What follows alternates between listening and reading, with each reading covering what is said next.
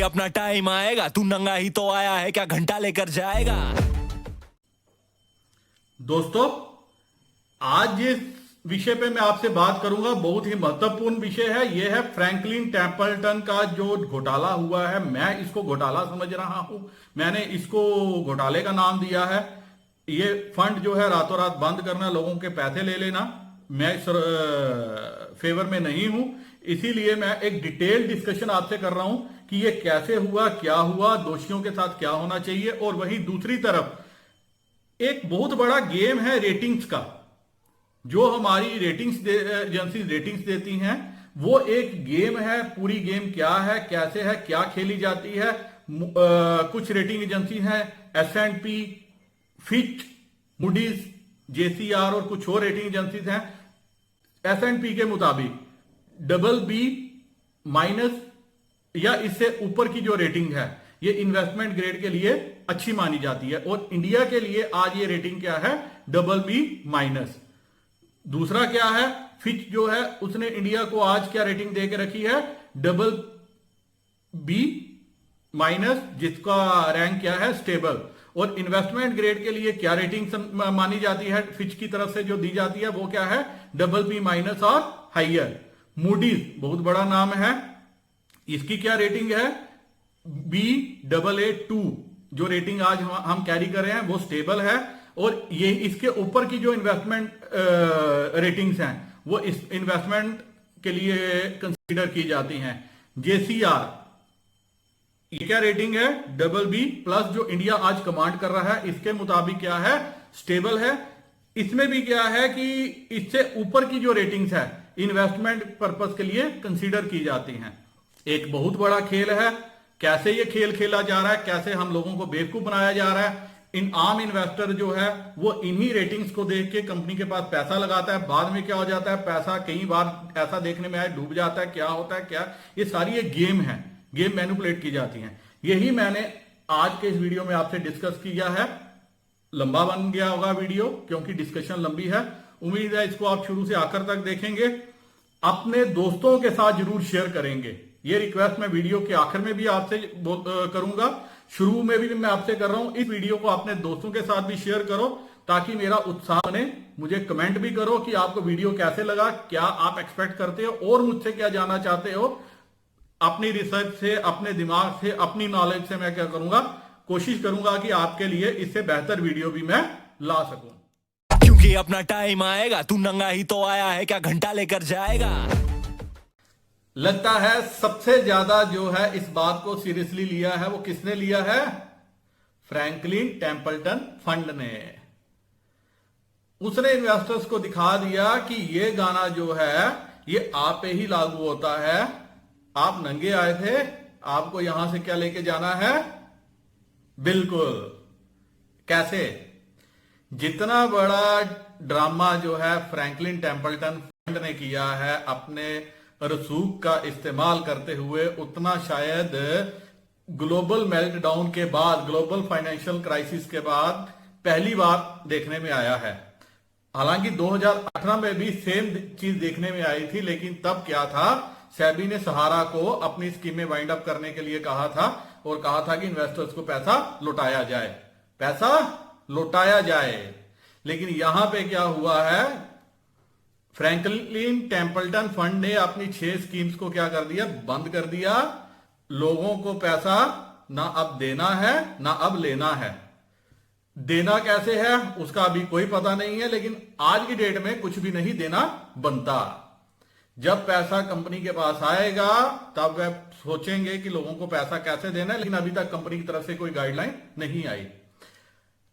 अब थोड़ा से घटनाक्रम पे अगर नजर डालें कि ये सब कुछ हुआ कैसे, क्या है, कौन इसके पीछे कल्प्रिट है, कौन जिम्मेवार है, मेरे मुताबिक पूरी तरह से इसके लिए फंड जिम्मेवार है। जिस तरह से सेबी ने कड़े कदम उठाते हुए सुब्रतो राय सहारा को सुप्रीम कोर्ट में केस चला के जेल में डलवाया था, तिहाड़ जेल में, और वह तकरीबन 2-2.5 साल तक जेल में रहे, वैसे ही जो ये फंड हाउसेज हैं फ्रैंकलिन टेम्पल्टन वाले, इनके जितने कर्ता धर्ता हैं जो हिंदुस्तान में बैठे हुए हैं, उनको पकड़ना चाहिए, उनको जेल में डालना चाहिए, क्योंकि ये सरासर जो है इन्वेस्टर्स के साथ धोखाधड़ी है। उन इन्वेस्टर्स के साथ जो अपनी पाई पाई बजाते हैं म्यूचुअल फंड सही है, म्यूचुअल फंड सही है, ऐसा सपना दिखा दिखा के उनको म्यूचुअल फंड्स में पैसा डाइवर्ट कराया गया। और आज की डेट में ये रकम छोटी नहीं है, ये तकरीबन 28-30 हजार करोड़ रुपया जो ये लोग दबा के बैठ गए हैं। हम अब ये पूरा घटनाक्रम है क्या, एक छोटे इन्वेस्टर्स ने पैसा दिया इनको कि भैया आप मेरे पैसे को जहां पे आपको लगता है वहां पे आप लगाइए और मुझे थोड़ा सा क्या कीजिए, ज्यादा रिटर्न दीजिए। लेकिन ये लालच भी इन लोगों ने ही इन्वेस्टर्स को दिखाया कि आप हमारे पास पैसा लगाओ, हम आपको क्या करेंगे, वो पैसा बैंक से, फाइनेंशियल इंस्टीट्यूशन से ज्यादा रिटर्न आपको देंगे। इस चक्कर में हर आदमी चाहता है कि अपने सेविंग पे 2 पैसे फालतू ही मिल जाएं। और जब इतना बड़ा रेप्यूटेड ब्रांड जो है वो आपको एश्योरेंस दे रहा है, तो मुझे नहीं लगता कि कोई इसमें दिक्कत आनी चाहिए। हर आदमी बोलेगा भाई आप हमारा भी पैसा रख लो, हमारा भी रख लो, हमारा भी पैसा रख लो। लेकिन पर्सनली मैं सबसे ज्यादा बेवकूफ किसको समझता हूं, मैं समझता हूं इंडियन इन्वेस्टर्स जैसा बेवकूफ, गधा, डंगर कोई नहीं है। वो क्यों जाते हैं म्यूचुअल फंड्स के पास? और भाई आपको म्यूचुअल फंड देते क्या है, एवरेज रिटर्न देखो तो सही। अगर आप सिस्टमेटिक तरीकों से, जो मैं अपने इतने साल के कैरियर के दौरान, जो मैं हर आदमी को गाइड करता हूं, जो मैं पिछले 20 सालों में देख रहा हूं, 20 सालों में म्यूचुअल फंड ने जितना पैसा लोगों को कमा के दिया होगा, उससे 100 गुना, 1000 गुना पैसा उन लोगों ने कमाया जिन्होंने डायरेक्ट शेयरों में इन्वेस्ट किया, डायरेक्ट स्टॉक मार्केट में इन्वेस्ट किया। और उनके शेयर आज की डेट में कहां से कहां पहुंच गए वे लोग जानते हैं, जिन्होंने शेयर मार्केट से पैसा बनाया है। एवरेज मात्र 4% लोग ऐसे हैं हिंदुस्तान में जो डायरेक्ट स्टॉक मार्केट में जाते हैं, जबकि यूएस में यही फिगर जो है 50% तक जाती है। आप पैसा कमाने के लिए तो दिन रात एक करते हैं, नौकरी करते हैं, हेरा फेरी करते हैं, बेईमानी करते हैं, चोरी चिकारी करते हैं, सब कुछ करते हैं। क्या करने के लिए? पैसा कमाने के लिए। बाद में ये पैसा उठा के किसको दे देते हैं? सेठ को, सूदखोर को, म्यूचुअल फंड्स को, कि भाई अब आप हमारे पैसे की करो रखवाली। और तीनों केस में क्या होता? ठल ठल गोपाल बंटादार, पैसा लेके चिड़िया हो गई फुर्र। और फिर उसके बाद क्या करते हैं? अब चलो जी सीबीआई के हवाले, अब चलो सीआईडी के हवाले, अब चलो करो पुलिस केस, अब फलाना करो ढमकाना करो। भाई आप जो है, मेरे को आज तक नहीं समझ आया, 30,000 करोड़ रुपए की वैल्यू है, 30,000 करोड़ की वैल्यू लोगों ने ऐसे ही बिना सोचे समझे लगा दिया। ये नहीं देखा कि हमारा पैसा किन सिक्योरिटीज में लग रहा। अब मैं आपको बताता हूं आपका पैसा कहां पे लगा। फ्रैंकलिन टेम्पल्टन फंड, इनके मुताबिक जो इनकी फैक्ट शीट है जो इन्होंने 31 मार्च 2020 को रिलीज की, उसके मुताबिक फ्रैंकलिन इंडिया लो ड्यूरेशन ने जो अपना पैसा है वो कहां पे डिप्लॉय किया? 62.8% उन एसेट्स में किया जिनकी बॉन्ड जो वैल्यू थी, बॉन्ड की रेटिंग बिलो ए थी, और 45.76% वहां पे किया जो AA रेटेड बॉन्ड्स थे, जिनकी वैल्यू AA थी। Franklin India income opportunity fund, इन्होंने 63.97% पैसा AA रेटेड बॉन्ड में लगाया और 45.1% पैसा A रेटेड बॉन्ड में लगाया। इंडिया एक्यूरल फंड ने 52.7% AA रेटेड बॉन्ड में लगाया, 45% जो है A रेटेड बॉन्ड में लगाया। फ्रैंकलिन इंडिया क्रेडिट फंड ने 60% AA और 49% A रेटेड में लगाया। Franklin India short term income plan ने 58.6 AA रेटेड और 57.5% A rated. Franklin India ultra short bond ने 82.8% पैसा AA रेटेड और 23.9% A रेटेड बॉन्ड में लगाया। अब इसके अलावा भी आपको समझ में आया आपका पैसा कहां डिप्लॉय हुआ। कुछ और फंड्स का नाम देखिए। एडलवाइज एग्री वैल्यू चेन के पेपर्स में जिनकी वैल्यू क्या थी? 8.75%, जिसकी मैच्योरिटी 2027 में है, वहां पे पैसा डिप्लॉय हुआ। कोस्टल गुजरात पावर पेपर्स में 9.9% पे आपका पैसा डिप्लॉय हुआ, जिसकी जो मैच्योरिटी है 2028 में है। न्यू वोको विस्टास कारपोरेशन में 8.57% पे हुआ। यूपी पावर कारपोरेशन में 10.15% पे है। और कुछ स्मॉल छोटी छोटी कंपनियां जिनकी कोई वैल्यू नहीं, जो कोई समझ नहीं आई ये कंपनियां हैं कौन सी, उनमें भी आपका पैसा झोंका गया। वो कौन सी कंपनियां थी? जैसे कि Adarshini real estate developer, small business fin credit, Rishant wholesale trading, northern ARC capital, कुछ ऐसी ही कंपनियां थी।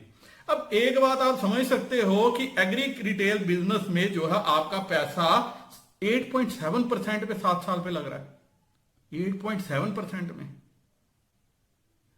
दूसरी जो चीज मैंने एनालाइज की वो ये मैंने एनालाइज किया है कि जो लेसर नोन कंपनियां हैं उनको तो पैसा 2-3% जो है कम रेट पे डिप्लॉय हुआ, और जो गवर्नमेंट की कंपनियां हैं जैसे यूपी पावर कारपोरेशन या दूसरी कंपनियां हैं उनको 10% या 0.25% से ज्यादा के रेट पे डिप्लॉय हुआ है। मतलब 2% का गैप उसमें भी है। इसका मतलब कहीं ना कहीं मेरे मुताबिक ये धांधलेबाजी हुई है। लेसर नोन कंपनीज में पैसा डिप्लॉय हुआ, शायद कोई कमीशन का खेल चला होगा। प्राइवेट सेक्टर में भी तो आपको पता ही है कि मुलाजिम क्या करते हैं, यही काम चलता है उनका। रेटिंग एजेंसियों का अलग से धंधा है, वो भी आगे हम डिस्कस करते हैं वो क्या धंधा है। रेटिंग एजेंसियां जो है इनको चाहिए कि पैसा डिप्लॉय हुआ, AA रेटिंग है, AAA रेटिंग है, A रेटिंग है, जिस हिसाब से आपकी रेटिंग कम होगी उस हिसाब से आपका पैसे का क्या है रिस्क वैल्यू बढ़ती है और आपको जो है ज्यादा रेट ऑफ इंटरेस्ट मिलता है। लेकिन यहां पे तो इतनी अच्छी रेटिंग नहीं थी कंपनियों की, तो इतने कम मतलब समझ नहीं आया। अगर बैंक आपको 12% 13% पे दे रहा है तो ये 8.5% पे दे रहे हैं, 9.25% पे दे रहे हैं, और उसके बाद ये एक्सपेक्ट कर रहे हैं कि हमारा पैसा वापस आएगा। कहां से आएगा? इसके अलावा इन फंड्स ने अपने कुछ सेगमेंट्स को जो है पहले ही बैड क्लासिफाई कर दिया है, जो बड़े बड़े नाम पे इनका एक्सपोजर था, जैसे वोडाफोन इंडिया, यस बैंक के साथ तो फ्रैंकलिन टेम्पल्टन को बहुत ही ज्यादा प्यार था। और वहां पे यस बैंक की कहानी मैंने 1-2 दिन पहले शेयर की थी कि वहां पे कितनी बड़ी धांधलेबाजी हुई है रिटेल इन्वेस्टर्स के साथ। यही हाल जो है यहां पे भी इन्होंने मिल बांध के क्या किया है, लोगों का पैसा डकार गए। इसके अलावा पैसा कहां पे गया है? रिलायंस एडीएजी ग्रुप, आज उनके शेयरों की क्या वैल्यू है वो सब आप जानते हो। एसएल ग्रुप में आपका पैसा जो है गया है। अब मुझे बताओ कि इन कंपनियों के बारे में तो आप लोग भी जानते हो कि इन कंपनियों का क्या हाल है, तो क्या ये जो पैसा जिनको आपने दिया था ये लोग नहीं जानते थे कि हम पैसा कहां पे लगा रहे हैं और इन्वेस्टर को रिटर्न कहां से देंगे? It is a clear cut case of fraud. Yes, it is a clear cut case of fraud. अब वक्त आ गया है, समय आ गया है कि सरकार को कुछ कड़े फैसले लेने पड़ेंगे, जहां पे अगर सरकार बड़ी बड़ी कंपनियों जो है उनको शिकंजा देके, जिसको कहते हैं ना डंडा देके अगर उनकी कंपनियां भी सरकार ने खरीद के आगे बेच के बैंकों को कुछ ना कुछ लुटाया, इन्हीं तरह इन लोगों को डंडा देके इनके सेट्स बेचो। ये जो बड़े बड़े टाइयां डाल के कपड़े डाल के 5 स्टार होटलों में खाते हैं, उठते हैं, बैठते हैं, अपने आलीशान मकान बनाए हैं, जो इनके फंड मैनेजर हैं, उनको भी पकड़ो, उनको गले से पकड़ना चाहिए, बोलना चाहिए बताओ जी इन्वेस्टर का पैसा कहां पे है। हार्ड अर्न मनी है इन्वेस्टर की, ऐसा नहीं है उसने कहीं पेड़ से तोड़ के लाया था। दुख होता है। मैं शुरू से हर इन्वेस्टर को एक बात कहता हूं, भाई साहब आपका पैसा जो आप म्यूचुअल फंड में रखते हो ना, म्यूचुअल फंड ने भी आपका पैसा डुबोना है। इससे अच्छा पैसा खुद डुबो दो। वो कैसे डुबो दो? आप खुद डायरेक्ट शेयर मार्केट में लगाओ, अच्छे शेयर पे लगाओ, निफ्टी 50 शेयर्स में लगाओ। अगर आपके पास 1 लाख की पूंजी है तो आप क्या करो, 20-20 हजार के 5 कंपनियों में निफ्टी 50 में लगाओ। पैसा आपका कहीं नहीं जाएगा। आज जो मंदी आई है कल तेजी भी होगी और यही पैसा आपका 5 गुना भी होगा। आज एक छोटी सी उदाहरण मैं आपको देता हूं, चाहे रीजन कोई भी हो। रिलायंस का मैंने रीजन डिस्कस भी किया था, अगले कुछ वीडियो में भी मैं करूंगा। रीजन कुछ भी हो, ये वही रिलायंस इंडस्ट्रीज का शेयर जो कुछ दिन पहले 900 से नीचे चला गया था, मात्र कुछ दिन पहले, 15-20 दिन पहले, महीने की बात होगी, आज वो वापस 1500 तक पहुंच गया है। बड़ी कंपनी पे पैसा डूबेगा नहीं, क्योंकि जो बड़ी कंपनियां ना उसको पैसे की बहुत सेस रहती है। कैसे रहती है वो भी मैं अभी आपसे शेयर करता हूं। तो ये एक क्या है, ये एक डिबेटेबल मैटर है। इनको जो आपके बिजनेस चैनल हैं ये लोग भी सपोर्ट करते हैं, क्योंकि आपने देखा कि फ्रैंकलिन का कोई इशू जो है किसी चैनल पे लंबा चौड़ा डिस्कस नहीं हुआ। इतना आया भाई कंपनियों की स्कीमें बंद हो गई, इन्वेस्टर का पैसा फंस गया, अब एक कंपनी कैसे देगी, नाम बड़ा है, कंपनी को विश्वास दिलवाया जा रहा है इन्वेस्टर्स को, नाम बड़ा है, कंपनी यहां से पैसा लाएगी, कंपनी वहां से पैसा लाएगी, कंपनी जो है सिर्फ एक टाइम को किल किया जाएगा। टाइम फ्रेम क्यों नहीं है भैया? आज तुमने स्कीम बंद की, हमारा पैसा हमें वापस दो। हम क्यों कल तक वेट करें? Why we should? इन्वेस्टर्स को क्यों वेट करना जरूरी है? क्योंकि हमारे यहां कानून जो है वो सख्त नहीं है। अगर हमारे यहां भी किसी डेवलप्ड नेशन की तरह कानून होते हैं फाइनेंशियल मार्केट्स को लेके, इतना आसान से कोई पैसा नहीं खाता। ये सरासर जो मेरे मुताबिक ये पैसा खाने का खेल होता है। और ये जो म्यूचुअल फंड, ये जो कंपनियां हैं, ये क्या कर रही हैं? ये इन्वेस्टर्स का पैसा खा रही हैं। ऐसा काम में लगाया हो, अच्छी कंपनी में अगर इन्होंने लगाया होता तो शायद समझ में आता कि ठीक है यार, अच्छी कंपनी को दिक्कत आई है, ये कल को ये लेसर नोन कंपनियां हैं, ये कहां से पैसा देंगी? कहां क्रेडिट सिचुएशन इनकी ठीक होगी? कब ठीक होगी भी या नहीं होगी? तो ऐसे इस केस में क्या होता है कि कंपनियां सोचती हैं कि अभी टाइम ले लो, हमारे पर कोई एक्शन ना हो, कल को आस्ता आस्ता इन्वेस्टर भूल जाएगा, जो दो चार को याद रहेगा उसको हम जो है दे देंगे। सेम मेरे साथ भी हुआ है। हम ऐसा नहीं है कि हम भी फुद्दू नहीं बने, हम भी बने हैं, हमारे साथ भी हुआ है। वो कब हुआ है? गोल्डन फॉरेस्ट में मेरा पैसा खाया गया जो आज तक नहीं मिला। ओकारा ग्रुप में सरदार जी जो एक मालिक थे वो भी मरी गए अल्टीमेटली, वो पैसा खा गए। और ऐसे काफी ग्रुप थे जहां पे हमने भी अपना पैसा सोच के दिया कि हमारा पैसा भी जल्दी डबल हो रहा है। भाई साहब, कहीं जल्दी डबल नहीं होता, कंपनी छोटी हो या बड़ी हो। पैसे को देखो कि कंपनी पैसा लगा कहां पे रही है, ये आपका हक है क्योंकि आपका पैसा है। जब वो कंपनी पैसा कहीं बिजनेस में डिप्लॉय करेगी, काम में डिप्लॉय करेगी, कहीं डिप्लॉय करेगी, तो क्या क्या होगा? आपके पैसे की ग्रोथ होगी। सेकेंड थिंग, अब आपके पास जो गोल्डन अपॉर्चुनिटी है, जिनके पास पैसा है, जो मैं शुरू से बोल रहा हूं, डायरेक्ट जो है छोटी कंपनियों के शेयरों में पैसा लगाओ। मान लो कि कोई नए बिजनेस वेंचर खड़े होते हैं, उनमें आपको पता है मुझे 15,000 20,000 रुपया लगाना है, हजार करके 10 बिजनेस वेंचर में पैसा लगा दो। उसमें से अगर 5 नहीं चलेंगी तो 5 काम भी करेंगी, जो आपको 10-20 रुपए का शेयर देंगी, वो 200 रुपए की वैल्यू भी क्रिएट करके देंगी। ये आप सीखो फ्लिपकार्ट से, ये आप सीखो रिलायंस इंडस्ट्रीज से। आप क्या सोच रहे हो फेसबुक पागल है जिसने आज जो है रिलायंस इंडस्ट्रीज में 40-43 हजार करोड़ रुपया झोंका है? नहीं, वो यहां से 80,000 करोड़ लेके जाएगी। कहने वाले जो कहानियां कहेंगे मुझे नहीं पता, लेकिन वो यहां से 80,000 करोड़ लेके जाएगी। हम फिर कभी ये डिस्कस करेंगे कैसे लेके जाएगी। I will tell you.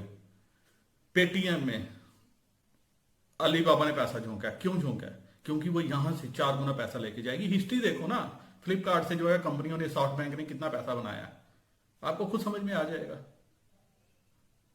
10 रुपए वाला 20 बना सकता है, 100 वाला 1000 बना सकता है, करोड़ वाला 10 करोड़ बना सकता है। गेम ऐसे ही चलती है।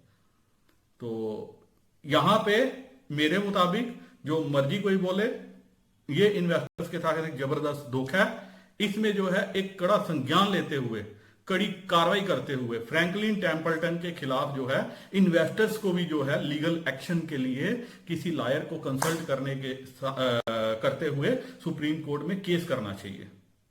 This is my personal advice. अपना पैसा छोड़ो मत। आपने पैसा जो दिया वो पैसा आपका हक का पैसा है, वो पैसा देना कंपनी की जिम्मेवारी है। और सरकार को, सबको जो है प्रेशर देना चाहिए कंपनी को कि भैया आपने पैसा लिया, आपको पैसा देना है। अब मैं आपसे और एक बात कहता हूं।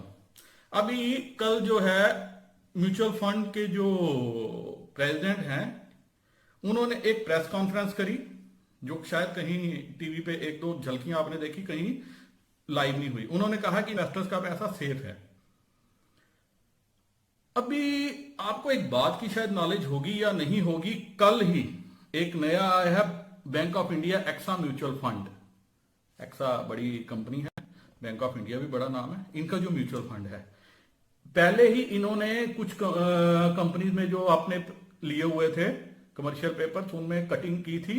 अब इन्होंने क्या किया है कि 50 से 70% का एक कट और दिया है। मतलब कईयों में तो 100% डिफॉल्ट हो गया, जिनमें क्या नाम है, DHFL, केफ कॉफी डे, इस टाइप की कंपनियां हैं। क्या आप एक्सपेक्ट करते हो कि जो आप पैसा डेट में लगा रहे हो, जिसको आप सेफ समझ रहे हो, इक्विटी के मुकाबले क्या बोला जाता है कि इक्विटी जो है रिस्की एसेट्स है, डेट में जो पैसा लगता है, जो म्यूचुअल फंड में पैसा लगता है, वो सेफ है। सेफ कहां से है बताया मुझे, कोई समझाए कहां पे वो सेफ्टी है उस पैसे की? कोई पैसे की सेफ्टी नहीं है। जो अभी ये कोरोना चल रहा है, इसमें कहां से सेफ्टी ढूंढोगे? कौन सेफ्टी ढूंढेगा? कहां से सेफ्टी ढूंढ के देगा? कोई सेफ्टी नहीं है।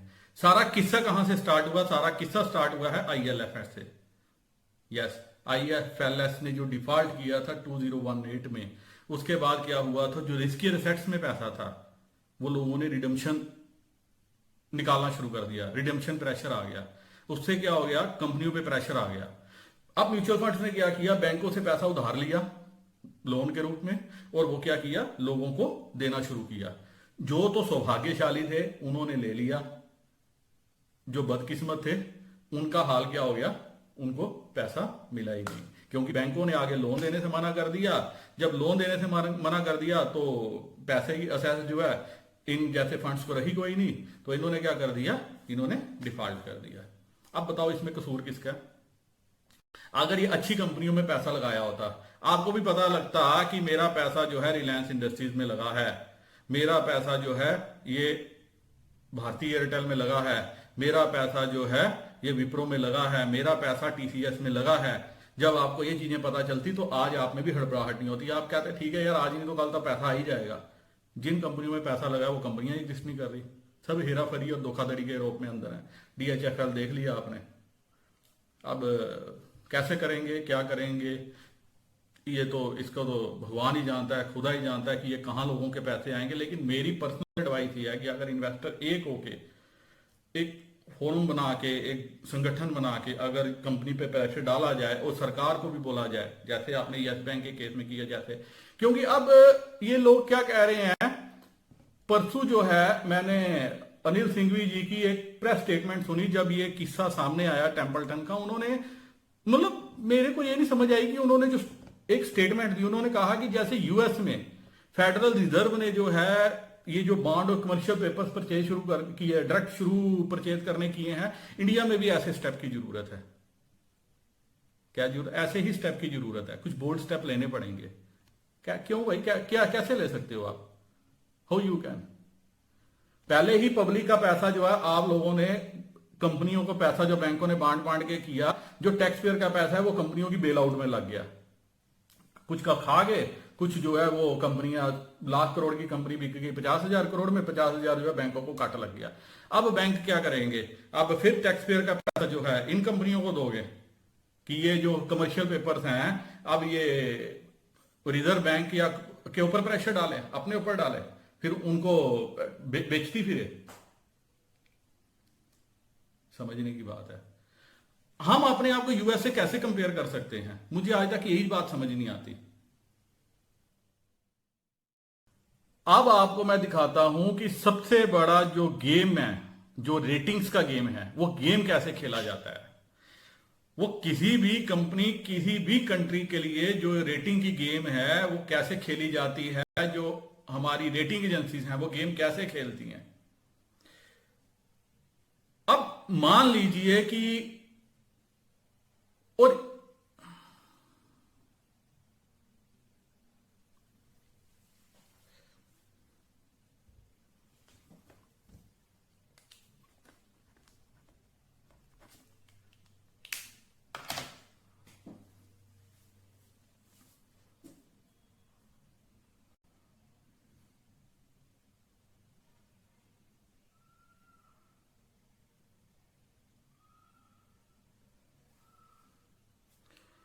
आइए अब समझते हैं रेटिंग की गेम। ये एक ऐसी गेम है जिसपे आज तक कोई भी डिस्कशन नहीं हुई, किसी भी चैनल पे कुछ भी आपने आज तक सुना नहीं होगा। जी हां, रेटिंग्स की गेम। जैसी रेटिंग वैसा ही पैसा, और उतना ही पैसा। अब ये गेम क्या है? इंडिया की 4% फिजिकल डेफिसिट और 55% डेट टू जीडीपी। इंडिया की जो सवन रेटिंग है वो BBB- है, means 1 notch just only above junk, 1 notch above junk only. एक पायदान नीचे खिसके तो हमारी रेटिंग जंक में चली जाएगी। यूएस में 18% physical deficit and 150% debt to GDP. US की रेटिंग क्या है? नंबर 1 पोजीशन की AAA रेटिंग। रेटिंग का खेला इतना बड़ा खेला है। अब 2011 की अगर किसी को बात याद होगी, या 2011 पे जो ट्रेडिंग करते होंगे मार्केट में, तो उनको तब का एक एपिसोड याद होगा कि S&P ने जो है उस टाइम प्रेसिडेंट थे देवेंद्र शर्मा, उनके टेन्योर में क्या हुआ था, S&P की जो रेटिंग थी, S&P ने जो यूएस की रेटिंग जो थी वो 1 नॉच कम करके AA+ की थी और दुनिया भर में हाहाकार मच गया था कि यूएस की रेटिंग जो है वो AA हो गई है, 1 नॉच कम हो गई है। बाद में उसको कैसे मैनिपुलेशन हुआ वो एक सेकेंडरी कहानी है, लेकिन उसके बाद क्या हुआ, कुछ दिन बाद ही जो देवेंद्र शर्मा थे उनको रिजाइन देना पड़ा, अपनी नौकरी से हाथ धोना पड़ा। मतलब यहां पे आप समझ लो कि यूएस और मैंने इंडिया की एक एग्जांपल पकड़ी है। अब जो लोग ये एक्सपेक्ट कर रहे हैं कि इंडिया जो है पैकेज दे पैकेज दे पैकेज दे पैकेज दे पैकेज की देने के लिए कई दिनों से आस लगा के बैठे हुए हैं, उनसे मेरा एक सवाल है, एक क्वेश्चन है। अभी हमारे क्या है कि वो कह रहे हैं, आपने टीवी पे भी सुना होगा, सिंघवी साहब को भी सुना होगा, अनिल सिंघवी कहते हैं कि चले जाए एक बार फिस्कल डेफिसिट, दे दे सरकार दिल खोल के पैसा, दे दे पैकेज, फिर क्या होगा, ये क्या होगा, वो क्या होगा, वो बाद के देखेंगे, लेकिन अभी पैकेज की जरूरत है। दे दिया पैकेज, बहुत अच्छा पैकेज दिया, जो इस सरकार ने, जो बीजेपी कर सकती है कोई नहीं कर सकता, मैं भी मानता हूं। दे दिया, कंपनियों के कारपोरेट टैक्स कम कर दिए, 1,60,000 करोड़ का पैकेज दे दिया, जनता के हाथ में क्या आया, झुंझुना। लोगों को क्या मिला उस कट से? क्या आपके प्रोडक्ट के रेट कट हुए या एम्प्लॉय की सैलरियां बढ़ी? हुआ क्या? कौन सी फैक्ट्री ने जो है वो इन्वेस्टमेंट जो है मार्केट में डिप्लॉय करी? किसी ने नहीं करी। अब तो ये एक तोहफा मिल गया हमें कोरोना वायरस का भी, तब तो कोरोना वायरस नहीं था। कौन सी कंपनी ने इन्वेस्टमेंट प्लान करी? कौन सी कंपनी का हम इन्वेस्टमेंट करते हैं? किसी ने कुछ नहीं किया, कोई कुछ नहीं करेगा, सबने अपने घर भरने हैं। ये बात है। अब क्या है कि लिमिटेड रिस्पांस स्टिमुलस इंडिया में है क्या, 1% ऑफ जीडीपी। यूएस में क्या है 10% और जापान में क्या है 20%। फिजिकल डेफिसिट का इसका रिस्क नहीं है इतना। इससे दिक्कत क्या है कि स्टैगफ्लेशन ना आपकी कंट्री में आ जाए। What is stagflation? High inflation with high unemployment, and जो डिमांड है आपकी कंट्री में वो स्लो हो रही है। कहीं आपने तो पैकेज दे दिया, हो गया, पैसे रिजर्व बैंक तो रोज दूसरे दिन अनाउंसमेंट कर रहा है झोंकने की, फिर भी लेने को कोई आगे नहीं है। आएगा कहां से? अल्टीमेटली डिमांड तो होनी चाहिए प्रोडक्ट की। डिमांड कौन क्रिएट करता है? डिमांड हम और आप जैसे लोग क्रिएट करते हैं। हम लोग घरों में बंद होकर बैठे हैं, किसने गाड़ियां खरीदने जाना है, कब खरीदने जाना है? तेल कैसे, सारी दुनिया कह रही है तेल कम हो गया, तेल कम हो गया, तेल कम हो गया, भारत में तेल कम नहीं हुआ। कर दिया, कम कर दो, कल ही कम कर दो, फिर क्या हो जाएगा? खरीदने वाले लोग कहां पे हैं? कब उड़ेंगे जहाज, कब उड़ेंगे, टूरिज्म इंडस्ट्री कब खुलेगी, क्या होगा क्या नहीं होगा, स्कूल कब खुलेंगे, कॉलेज कब खुलेंगे, लोग पैसे कमाना शुरू करेंगे तो खर्च करेंगे, कमाना कब शुरू करेंगे? अभी तो अपनी जान बचाने के लाले पड़े हुए हैं। Did you understand? ये सारी चीजें जो हैं इंडिया इनसे बच रहा है। अगर आपने आज की डेट में पैकेज अनाउंस कर दिया, नहीं कुछ तुझे फायदा हुआ, नहीं कुछ हुआ, जो लोग एक्सपेक्ट कर रहे हैं पैकेज अनाउंस होगा, कल निफ्टी 10,000 चली जाएगी, 10,500 चली जाएगी, कल 11,000 चली जाएगी, ये होगा वो होगा। Actually I was discussing with one of my friends yesterday कि यार यूएस में 10 लाख मौतें हो गई हैं, सब कुछ हो गया, वहां की मार्केट जो है जैसे गिरी थी वैसे उठ गई है, बाकी वर्ल्ड की मार्केट्स नहीं उठी, इंडिया की नहीं उठी। और उन्होंने मुझे क्या जवाब दिया? उन्होंने मुझे कहा कि आप एक्सपेक्ट करो, कल्पना करो, जस्ट इमेजिन कि यूएस में अभी तक लॉकडाउन नहीं हुआ, कंप्लीट लॉकडाउन नहीं हुआ। वो क्या है, वो सोशल डिस्टेंसिंग को जो है इंपॉर्टेंस दे रहे हैं। सेकंड थिंग क्या है कि अभी तक यूएस फेड ने इकोनॉमी में $6.5 ट्रिलियन जो है झोंक दिए हैं, और एस्टिमेट के मुताबिक ये जो फेड जो है और जो है इसमें 3.5 से 4 ट्रिलियन जो है वो और झोंकेगा। मतलब $6.5 ट्रिलियन हमारा सपना है। मोदी साहब जो है, हम हिंदुस्तानियों को एक सपना दिखा रहे हैं $5 ट्रिलियन की इकॉनमी बनने का। यूएस ने $6.5 ट्रिलियन ऑलरेडी मार्केट में पंप कर दिए हैं। तो भैया उनकी मार्केट अगर इतना पैसा डालने के बाद, जीरो रेट ऑफ इंटरेस्ट करने के बाद, सब कुछ करने के बाद, अगर आज भी 15% या 20% टॉप से नीचे है, तो हम अगर 25% या 30% है, मुझे तो डर है, शक है मुझे डर और शक ये है कि जो आज मार्केट यहां पे होल्ड है, कुछ अभी डाटा बन रहा है, कुछ अभी चार्ट बन रहा है, ये वापस जो है 7,500 6,000 उससे नीचे भी ना चली जाए, क्योंकि परिस्थितियां भी बहुत खराब होने वाली हैं। यूएस को जो लोग देख रहे हैं ना, वो बेवकूफी कर रहे हैं। अब यूएस ने अपने वहां तो संभाला है, लोगों को पैसा दिया है, अनएम्प्लॉयड को पैसा दिया है, लोगों के घरों के किराए दे रही है, मॉर्गेज दे रही है, लोन वेव ऑफ हो रहे हैं, कारपोरेट्स को पैसा दे रहे हैं, कारपोरेट के जंक पेपर भी खरीद रहे हैं, बोल रहे हैं भैया पैसा ले लो, जब देना बात अब दे देना, नहीं देना होगा मत देना, लेकिन अभी यह लोगों को मत निकालो। क्या हम इस पोजीशन में हैं? यहां तो लोगों को बचाने के लाले पड़ रहे हैं। बेवकूफ जो यहां की जनता है वो क्या कर रही है, रोज सड़कों पर आती है, खाने के लिए लाइनें लगा के खड़ी हो जाती है। यहां भी उनसे नहीं हमें मुसीबत से छुटकारा मिल रहा, हम क्या खाक आगे बढ़ेंगे, खाक आगे देखेंगे। और यहां पे इसीलिए जो है अभी पैकेज नहीं अनाउंस किया जा रहा है, कहीं ऐसा ना हो कि यहां से पैकेज अनाउंस हो, वहां से रेटिंग एजेंसियां हो, फिर कूद के हमारी जो रेटिंग जो है कम कर दें, फिर जो पैसा हमें चाहिए होता है, जो हम उधार लेते हैं, जो हम बोरिंग करते हैं, वो पैसा हमें ज्यादा महंगा ब्याज पे मिले, उसके लिए हमें ज्यादा जो है कर्जा चुकाना पड़े। पहली बात। दूसरी बात, अगर हमारी सिर्फ one notch above junk, we are just one notch above junk, अगर वो भी चीज हो गई, समझो अगर वो भी चीज हो गई, उससे क्या होगा?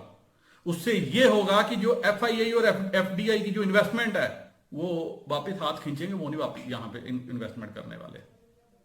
उनको एक स्टेबल एटमॉस्फेयर चाहिए, एक ऐसा एटमॉस्फेयर चाहिए जहां पे पैसा सेफ है। तभी मैं बात बोलता हूं, जो मैंने शुरू की थी कहानी, फ्रैंकलिन को लोगों ने पैसा दिया अपनी पैसे की सेफ्टी के लिए, पैसा डुबोने के लिए थोड़ी दिया था। और यार डुबोने के लिए तो खुद भी वो डुबो सकते थे, किसको पैसा डुबोना नहीं आता? किसी भी शेयर कंपनी के शेयर को उठा लो, चढ़ गया तो आपकी किस्मत, डूब गया तो डूब गया। वो चीज तो हर आदमी कर सकता है, उसमें कौन सी कोई स्पेशल नॉलेज चाहिए। और अगर थोड़ा सा आप इसमें ध्यान दो, शेयर मार्केट पे ध्यान दो, स्टॉक मार्केट पे ध्यान दो, अच्छे लोगों को आप स्टडी करो, आपका पैसा कभी नहीं डूबेगा।